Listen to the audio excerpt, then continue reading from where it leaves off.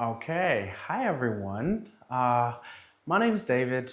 Welcome to this video, and today we're going to talk about how everyone tells us to face our fears and to confront things, but nobody really tells us what actually happens when we do and how we can get to a point where we actually get to face our fears.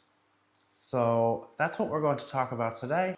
Okay, so today I'll tell you about a few things. We're going to talk about avoidance, we're going to talk about confrontation, we're going to talk about acceptance, but we're also going to talk about what anxiety can signal to us.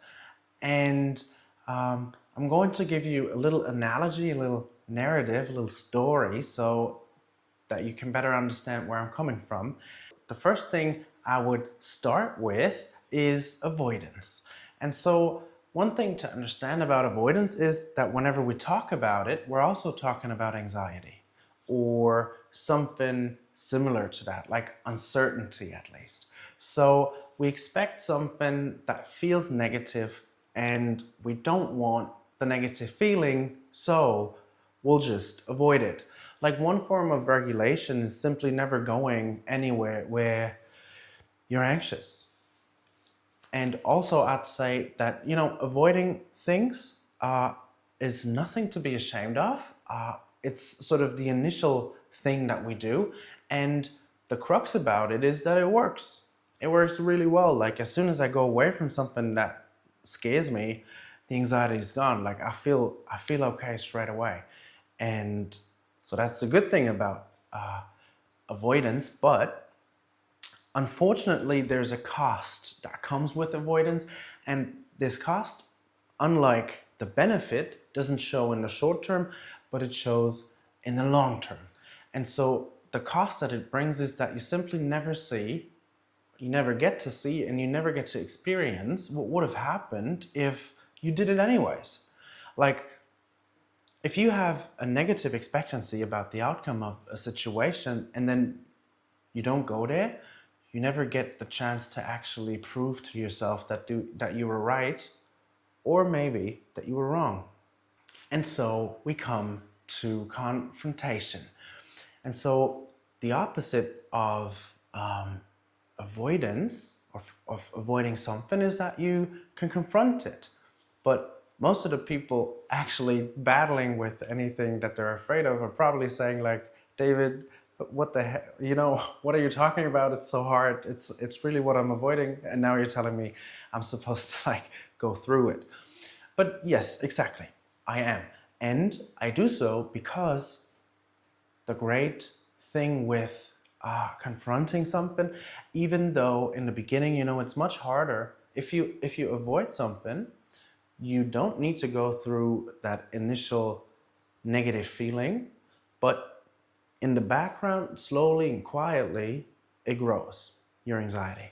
If you confront something, you're taking this negative feeling head on, and you'll have it in the immediate, like short term, you'll have it on a short term basis. And so, but therefore, in the long term, you can grow something new instead of growing your anxiety. And so, if you think about anxiety and things that you avoid, then you can imagine that your brain represents this expectancy, the negative expectancy about the outcome of a situation. And if you manage to actually confront and go through what you're afraid of, once you have seen something, you can't unsee it. Or once you understood something, you can't unknow it. It's impossible. And the same thing goes for your brain. And if your brain has this expectancy about a situation that a really catastrophic and negative consequence will come up once you go there, and you avoid, what you basically tell your brain is, wherever this idea is represented, you can enforce that. because the situation really was dangerous. We really weren't up to the task, and it was the only right decision not to go there. So next time we get there, you can scream even louder. And so when you confront alternatively, right, what happens is that you, even though your brain's telling you like, oh, this is really, really dangerous, maybe even like threatening, catastrophically or fatally, you go through it anyways, and you force your brain to realize, like, it can't help itself. It needs to review whether or not the expectancy matches the outcome. And what it'll see is that its expectancy might have been a bit off. And so that even though, and I'm not saying this is easy, right? Confronting anything that you're anxious of, it's really hard work. It takes a lot of courage.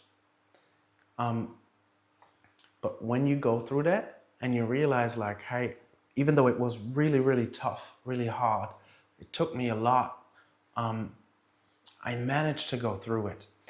And the one thing you understand is, hey, this really negative thing didn't come to be. And then on the other side, you realize like, hey, I was even stronger, perhaps than I myself thought I was. Like, I am a person that's able to go through that. And so this is what psychologists call a corrective learning experience. And we really like this corrective learning experience because it builds real self-confidence, like real trust in oneself. It builds real agency and self-efficiency. So yeah, confronting at first is harder than to avoid, totally. But on the other side of it, you can build something that's new.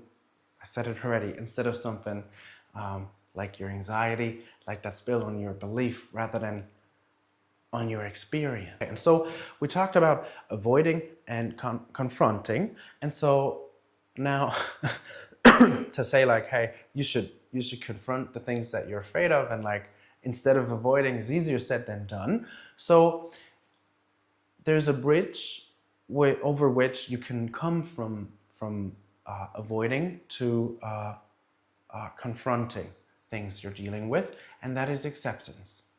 And I know it's not like the big thing that you, like the skill you perhaps wanted to hear, but yeah, it's basic acceptance. Because the point with confronting something, we know this, is that if I force you to confront something, you will have the expectancy that it isn't good to go there. You'll have a negative experience, and this will only reinforce your understanding of that being a threatening and dangerous situation. What you would need is to scale this thing back and to have an experience where you are stressed, where this anxiety or the thing that usually makes you avoid something is present, but it doesn't overwhelm you, and you get to have this corrective learning experience, like where you can see yourself going through this and the major negative consequences not arising. And in order to have such a corrective learning experience, the confrontation you do has to be voluntary. If you confront yourself without acceptance, it's basically forced, which will reinforce the anxiety. It'll make it bigger. And what we would need to do is to voluntarily go into this confrontation with acceptance.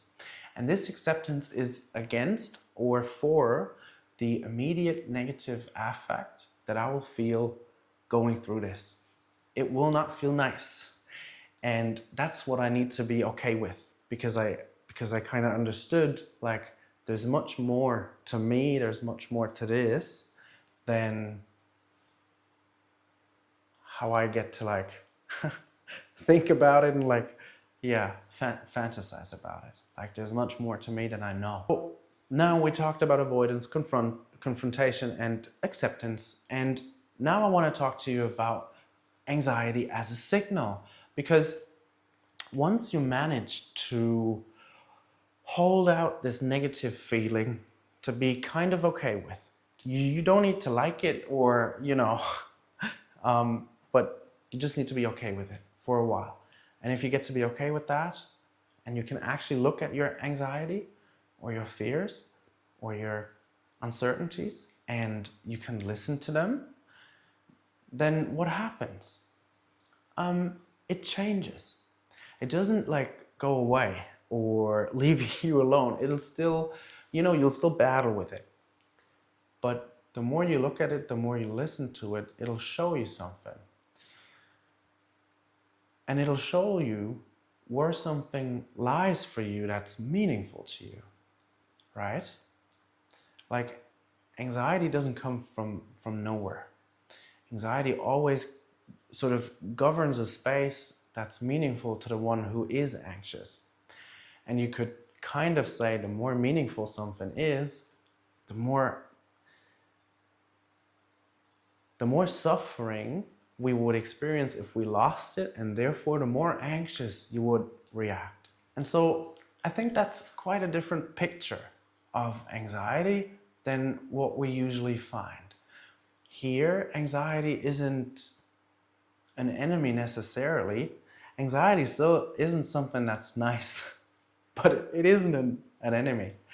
Anxiety becomes an opportunity. It becomes information,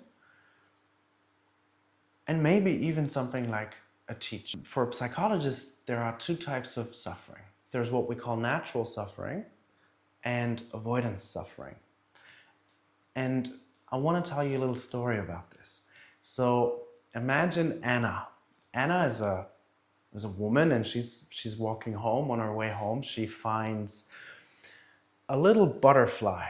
And you know how a butterfly they grow into this cocoon, and then they do their metamorphosis in there, and then when they're done, they'll kind of come out as like a butterfly.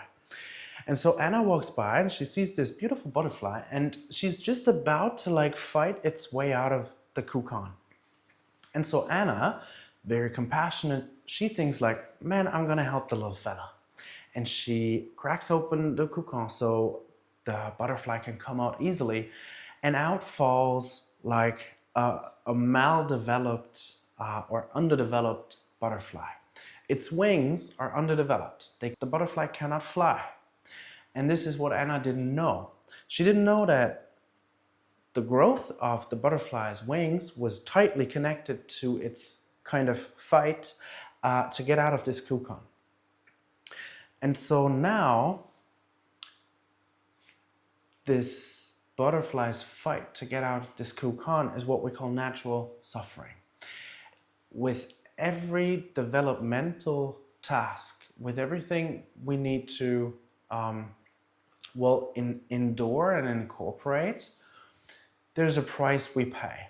And often the price sounds something like suffering. And I think it's really interesting that we all, as human beings, have a free will, but we can never choose whether or not we pay a price. We can always just choose which price we pay. And so while the butterfly struggle to get out of this cocoon is what we call natural suffering, it's concerned with everything that's interlinked with developmental tasks that'll make us grow skills that are necessary for us to survive. Some of the fights in our lives, some of the experiences only we can make. Like nobody can fight these fights for us. And that's what we call the natural suffering. But we have a free will, so we can also choose to not fight these fights. But then you don't get off the hook. This is what I'm saying.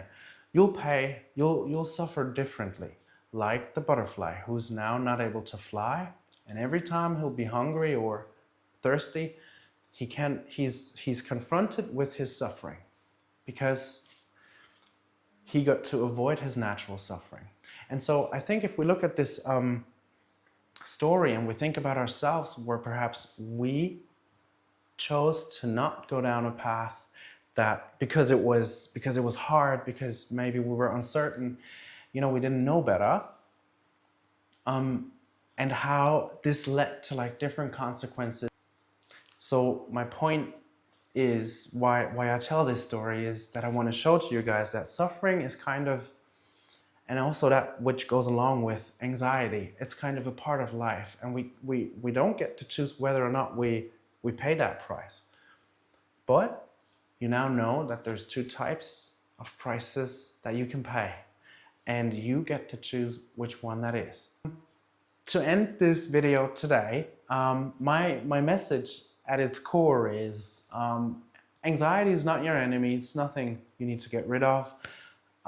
Anxiety wants to be understood, and if you do, then you know it doesn't just change the way you deal with anxiety, it changes the way you deal with yourself. Thanks everyone for watching, and until next time.